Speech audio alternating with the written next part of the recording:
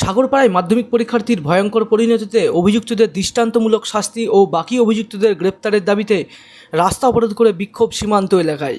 রাস্তায় টায়ার জ্বালিয়ে ঝাঁটা হাতে বিক্ষোভ স্থানীয়দের। অবরোধে আটকে পড়েন বিধায়ক আব্দুর রাজ্জাকও। পরে পুলিশ গিয়ে প্রায় ঘণ্টাখানেক পর অবরোধ তুলে দেয়। উল্লেখ্য, গত 20শে জানুয়ারি সাগরপাড়া থানার পাজরাপাড়ার বাড়ি থেকে কিছুটা দূরে কৃষিজমি থেকে উদ্ধার হয় মাধ্যমিক পরীক্ষার্থী শাহিন মণ্ডলের গলাকাটা মৃতদেহ। ঘটনাস্থলে নিয়ে আসা হয় পুলিশ কুকুর। ফরেনসিক দলও ঘটনাস্থলে গিয়ে নমুনা সংগ্রহ করে। ঘটনার প্রায় 1.5 মাস পর গত 8ই মার্চ পুলিশ গ্রেপ্তার করে বাপি মণ্ডলকে। গত সোমবার কোর্টে পাঠিয়ে হেফাজতে নেয় পুলিশ।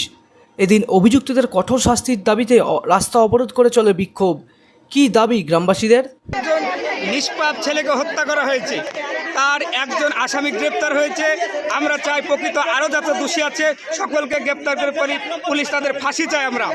আমরা তাদের ফাঁসি চাই। সাধারণ মানুষ প্রত্যেকে হেনস্থ হয়েছে, সকলে অপরাধীভাবে মানুষ না খেয়ে আছে দেশে, আর আজকে আসামি পেয়েছে, আজকে তার রেহাই হবে, এটা আমরা মেনে নেব না।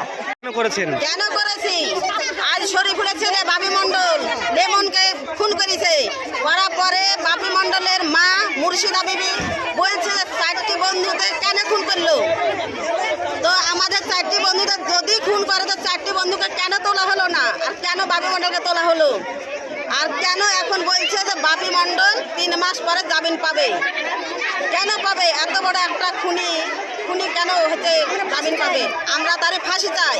সকাল 9:30 থেকে শুরু হয় অবরোধ। ঘটনাস্থলে পৌঁছান এসডিপিও সহ পুলিশ আধিকারিকেরা। স্থানীয়দের সঙ্গে কথা বলেন তারা। প্রায় ঘণ্টাখানেক পর অবরোধ তুলে নেওয়া হয়। মনমোহিনী হেলথ কেয়ার, স্বাস্থ্য সেবায় অটুট শ্রেষ্ঠত্বের শিরোপা। জেলায় প্রথম robotic knee replacement, cardiology with cathlab, neurosurgery, specialized trauma unit থেকে স্পাইন ট্রেন, একগুচ্ছ পরিষেবায় নিয়োজিত। Manmohini health care, quality care with personal touch, Baharampur শিল্প তালুক।